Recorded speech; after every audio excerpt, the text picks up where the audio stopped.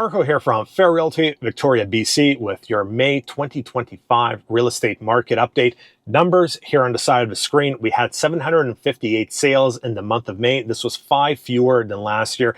What I find kind of interesting is if you take a look at the last 4 years, despite all the volatility, all the uncertainty pertaining to COVID, interest rates going up, interest rates coming down, Trump and tariffs, etc., we've been very consistent the last 4 years for the May sales.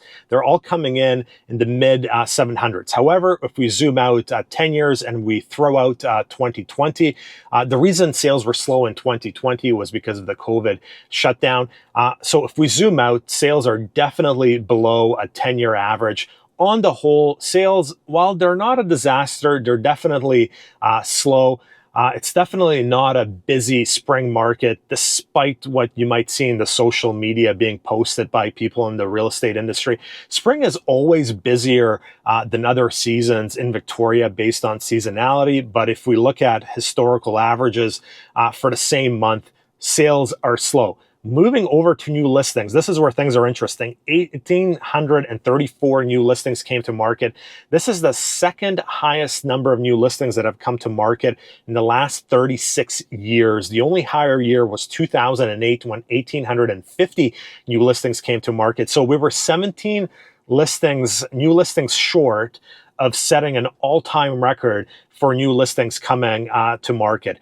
I don't know why so many sellers are going to market. I've definitely noticed more landlords listing their properties and getting out of the rental business space of being a landlord. But still, it doesn't really explain, with interest rates having come down the last year, why so many sellers are going to market.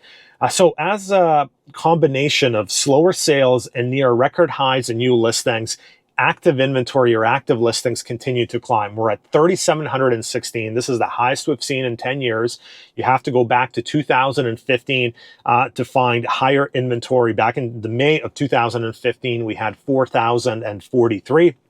As we progress through the year, we're actually going to have more inventory than we had in those respective months in 2015. Reason being is the market picked up in 2015, and towards the end of 2015, inventory started dropping as the supply was sucked up. So definitely a 10-year high in terms of active inventory. And just to give you some context to this situation, we're probably going to hit around 4,000 active listings come July and August. In July and August, things slow down in terms of sales because people go away on vacation, etc. There's probably going to be around 550 sales for each month in July and August. That means 1 in 8 properties is going to sell each month in July and August as a function of slower sales and inventory being over 4,000. If you're going to sell going into the summer, you're going to have to price sharply in order to be one of those out of 8 sellers that sells each month. Moving over to prices, single family home median, 1,199,000 and dropped 1,000 from the previous month. The single family home median has been relatively flat for the last 3 months. Year to date, we're running at 1,181,750, slightly above the year to date last year of 1,145,000. I've posted some historical May median numbers from 10 years ago. As you can see, from 2014 to 2016, single family home prices started going up. 2016 was an overheated market. That was probably one of the craziest markets I've worked in. Next up, condo prices. Condo median 535,000, so that dropped down from 547,000. That is the lowest median we've seen this year. Year-to-date median is 550, slightly ahead of the median for last year of 540,000. The condo median does not paint a true reflection of what's going on in the marketplace. The condo median is showing a small price drop. There is a lot more price pressure on condos than the numbers would indicate. Why? Because the sales mix has changed. The investors have disappeared from the marketplace. There's very few one-bedrooms selling. There's more two-bedrooms selling, which is moving the median upwards. People are also buying in more quality buildings. They're buying nicer units. And this is not reflected in the median. It's not reflected in the home pricing index.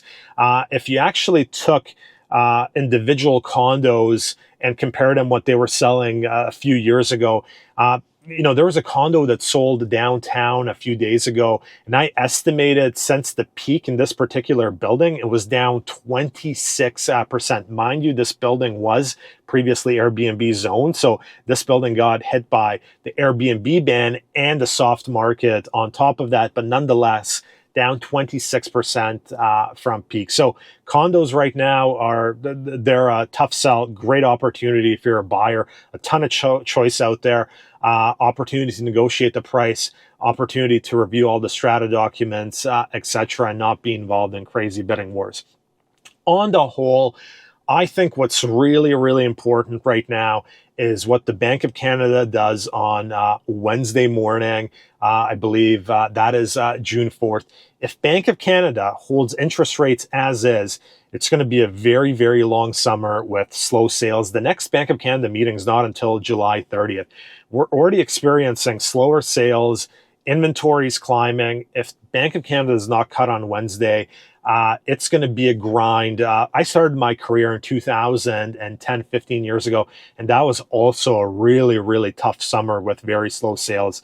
Slow sales during the summer does not mean that prices are going to cater. Prices are like a big tanker ship. For prices to change, it takes a long time, sometimes years, but I certainly think that sales volumes could be dramatically impacted. If the Bank of Canada does a quarter point cut, that helps the situation a bit. It brings the variable mortgages consistently down under 4% into the threes. I think that's a bit of a psychological thing. I don't think the market all of a sudden is going to become busy if the Bank of Canada cuts. However, it is going to stabilize a bit, and hopefully sales don't depress even more. And then on a micro level, I had a really busy May. I had 9 transactions in May. I had some unsuccessful offers with buyers. There was a house my buyers bid on and had 6 offers. So despite the higher inventory and the slow sales, if you have the right product at the right price, and that right product is typically a single family home in the core with a suite around 1.2 million, that can still generate multiple offers. However, if you're selling a downtown condo right now, it's a tough go. That's it for this week. Marko, Juras, Fair Realty.